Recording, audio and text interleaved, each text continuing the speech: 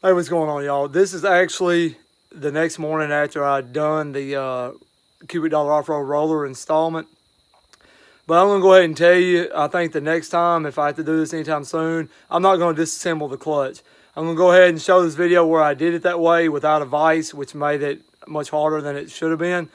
But I think going forward, I did some more research, and I'm just going to use my pin puller and change them out without disassembling the clutch. Got me a couple stickers here. I think I'm probably fixing to stick on there, but I don't like stickers quite as much as some guys I know that I ride with, especially one of them. But anyways, I just wanted to preface the video with this video or this clip that, hey, you feel free to tear it all the way down if you like. Maybe that is the better way, but I found where some people was just taking the pins out, leaving one other pin to keep the helix clocked in place, and just never even disassembling it. But I just kind of wanted to add that before the rest of this video. Thank y'all for watching and checking it out. What's going on, y'all? Got the secondary off. This is my first time to mess with this, so I'm sure there'll be plenty of glitches along the way. Got my cubic dollar off-road rollers, pin puller. And I've already taken the factory bolt out and put the washer on the cubic dollar off-road replacement bolt. And there's all kinds of ways you can set this up, but I just used an old swing here at my place, and I bolted the mounting bar in and used some 10 screws with a little shoulder on them. Got that nice snug and tight. Tightened this bolt down so that this wouldn't move. And now I'm fixing to cinch this down. And I didn't have a T50, I think those are on hand, but they're a 1/2 inch. If you got, I set it somewhere, but either way, a 1/2 inch standard will fit right on these. There you go. 1/2 inch.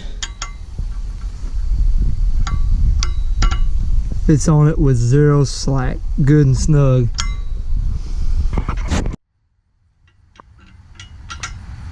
I'm gonna snug that down. I don't think it's supposed to be super tight.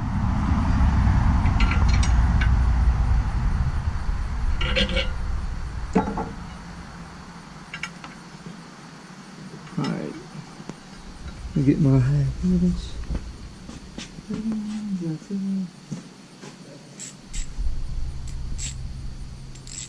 I misspoke a while ago. I think these might be a T45, but like I said, why use that when you can use it a 13 mil or a 1/2 inch? Let's see.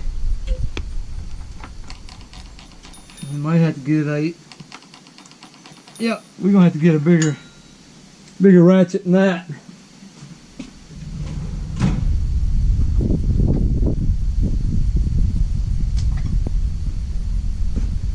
Let's try this. Get an adapter. There we go.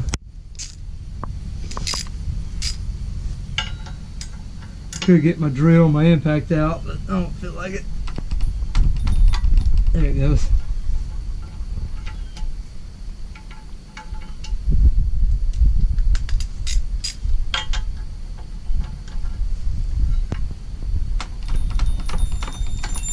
There it goes.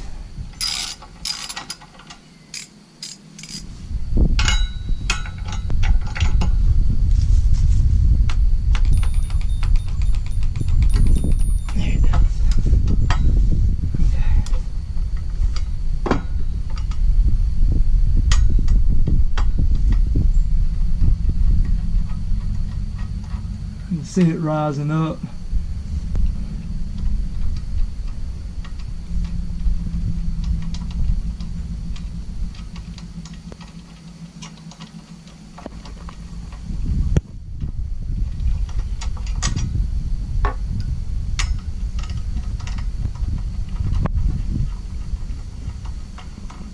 Yep, it's advancing up.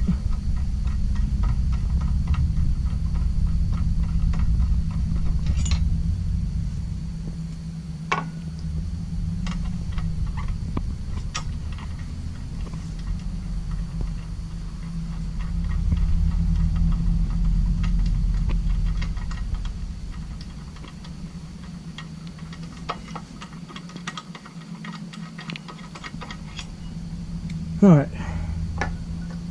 got all the studs out.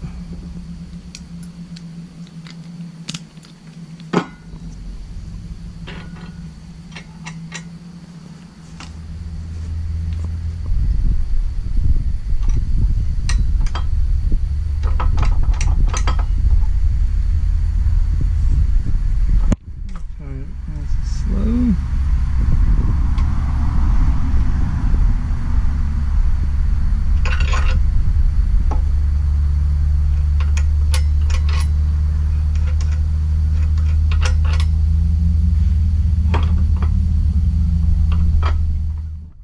Alright, I had to take my hammer and tap the lower sheave, or outside sheave, I guess you want to call it that, and get it to release, and it finally released and got kicked up here.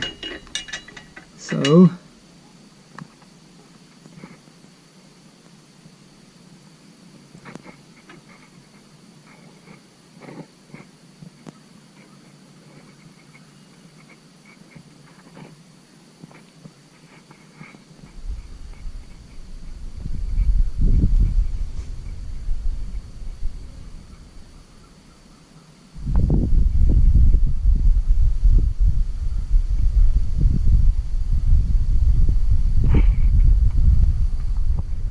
alright, after I got the other sheave loosened up over there, I just took my hammer and tapped it, and then I just let it loose the whole way off and popped it off.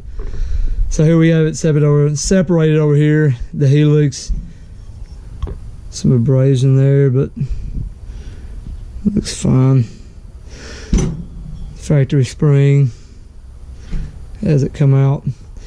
So here's the factory brittle broken rollers. The other halves, one of those ones fell out when it happened. Okay, and then I took and tightened this half back down on the holder, and if it's to use the pin extractor, got it screwed in, and then hold this one and turn this one this direction, and pull the pins out. I'm going to do that for each one of them. I'll loosen up and spin it around on each side of these, and now just pull the pins out. Alright, I got the pin puller in. Just snug it up real good and tight, and then hold this outside bolt right here, and then just turn this inside one.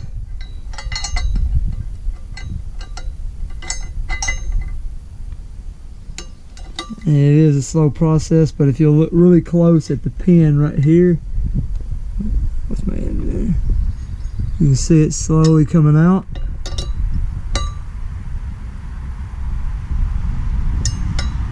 I'm going to take my time. No sense in getting in a big rush. I don't want to break the puller pin.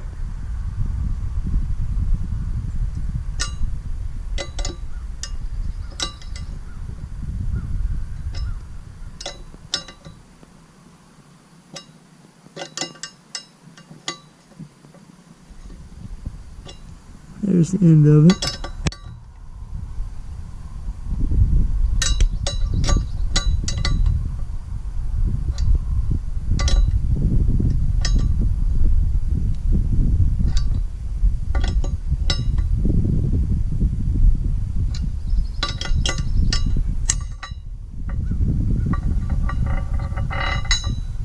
Oh, we just broke one. Glad there's replacements.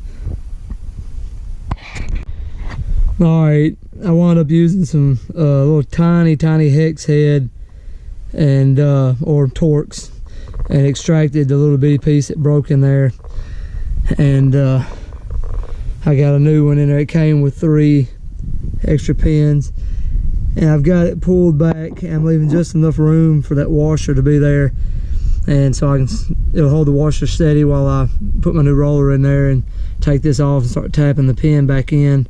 But I'm just going to repeat that same process all around for each one of these. I put a little blaster on them. I'll wash the secondary off obviously real well before I get ready to put it back on there, but I'm either going to tap that, and I don't have a torch with me to heat it, so I'm going to try to tap it loose, because that's what kind of the other pin broke trying to break it loose out of there. It got it just outside of it when it gave up. But lesson learned, right? Alright, once I figured out what I was doing better, the other 2 rollers went really fast. They seem to be a whole lot stronger, spinning nice and easy. I had not put, when I screwed in my pin puller, I didn't get it in there all the way far enough, and that's why it broke the little tip off. But once I realized what I did wrong, and I threaded it all the way in there nice and tight, you know, even after it got snug, I did it about another 1/4 turn, then it easily was able to pull the other ones out, holding the outside bolt, turning this one that way, pulled them right out, slipped my new rollers in. I simply took the butt end of an old ratchet, knocked them right back flush, took a hand driver with a 4mm socket, fits right in there perfectly, perfect, and just knocked the pin in just far enough for the pin bolt to go in. All right, now I got all 3 of the rollers back in there. I remembered, was saying earlier to make sure you remember which hole the spring was in. Mine was in 2. So now I'm gonna have to cut the camera back off, but we're gonna set this back down on there. And if I'm remembering stuff right, like I said, it's my first time to do it, so it can't just set in here. It's got to be clocked and loaded the spring and turned down on this side. So I'm gonna set the camera down or turn it off, and I'll pick back up after I've hopefully got the helix clocked in right. Okay, got it clocked in, and see it's sitting right beside excuse me, each roller. So when you first set it in there, like this ear here was just going in there, but to make sure the spring, it'll fit down in there and pop in place, and then it won't twist no more. When it won't twist no more, then you know you can clock the helix down. So I just pressed it down, turned it, put pressure on it, bend it in there, and I had my wife hold it for me. So you probably will have to have a helper on that part unless you're just really good using your arms that way, but she held it for me, and I got it tightened down now. Well, this has certainly been interesting, but I don't mind showing my mistakes. I got everything compressed back down, but I had a huge gap, like this, you know, about that much. And I told my wife that was up, and I said, you know, it ain't supposed to be like that. You ain't supposed to be able to see any light. The 2 sheaves connect all the way together, and realized I had it clocked wrong. So I backed it back off. I got it clocked properly now. As you can see, the arrow here, arrow there,